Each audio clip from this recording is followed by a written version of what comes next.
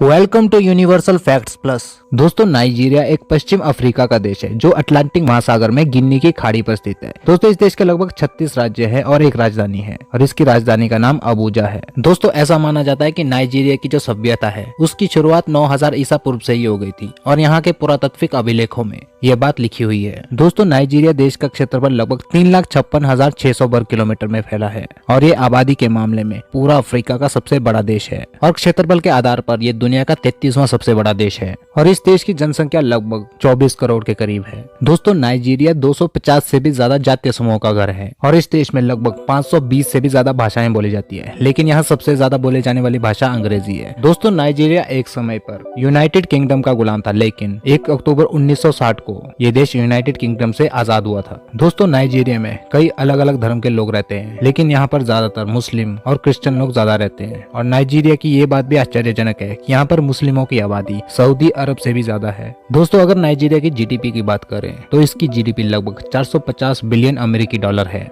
और नाइजीरिया की राष्ट्रीय मुद्रा NGN है, जिसे नायरा कहते हैं। दोस्तों, नाइजीरिया की फिल्म इंडस्ट्री को नॉलीवुड के नाम से जाना जाता है और ये दुनिया में सबसे ज्यादा फिल्में बनाने के मामले में दूसरे स्थान पर है। पहले स्थान पर भारत की फिल्म इंडस्ट्री बॉलीवुड है। नॉलीवुड में हर हफ्ते कम से कम 50 फिल्में प्रोड्यूस होती है। इस देश के पास कच्चे तेल का भी एक बहुत बड़ा भंडार है। ये रोजाना 2.5 मिलियन के करीब कच्चे बैरल तेल का निर्यात करता है, जो उनकी अर्थव्यवस्था को आगे बढ़ाता है। दोस्तों, इस देश की अर्थव्यवस्था की बात करें तो नाइजीरिया में राजनीतिक भ्रष्टाचार की समस्या थी और बुनियादी ढांचे की कमी थी, लेकिन हाल ही में इसकी अर्थव्यवस्था दुनिया में सबसे तेजी से बढ़ने लगी है और तेल अकेले विदेशी मुद्रा आय का 10% प्रदान करता है। इसके अलावा कोयले, रबड़ उत्पाद, लकड़ी, कपड़ा और सीमेंट, अन्य निर्माण सामग्री, अन्य कृषि उत्पाद सामग्री, इन सब से इसकी अर्थव्यवस्था आगे बढ़ रही है। दोस्तों, नाइजीरिया की बेनिन की दीवारें दुनिया के सबसे पुराने निर्माण कार्यों में से एक है। कुछ शोधकर्ताओं का मानना है कि बेनिन की दीवारों का निर्माण 13वीं और 15वीं शताब्दी के बीच में किया होगा। हालांकि अभी तक ये स्पष्ट नहीं हो सका है कि आखिर बेनिन की दीवारों को कब बनाया गया था। अगर दुनिया के सबसे बड़े चर्च ऑडिटोरियम की बात करें तो वीनर्स चैपल चर्च नाइजीरिया में स्थित है, जिसमें एक साल लगभग 50,000 लोगों के बैठने की व्यवस्था है।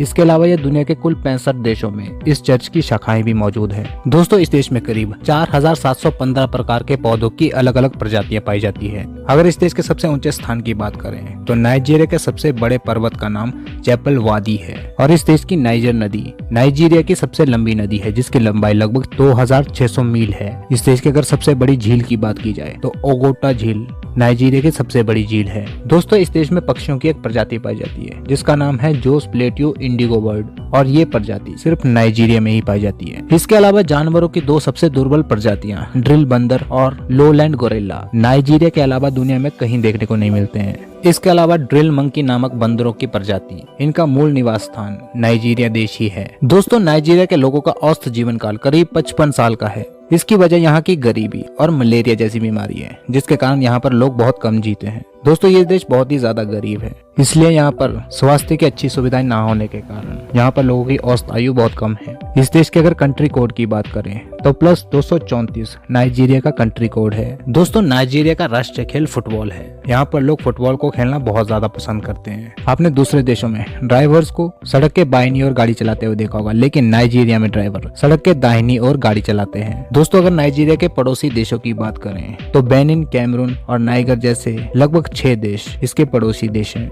वीडियो पसंद आए तो इसे लाइक करें। मिलते हैं आपसे अगली एक और इंटरेस्टिंग वीडियो के साथ।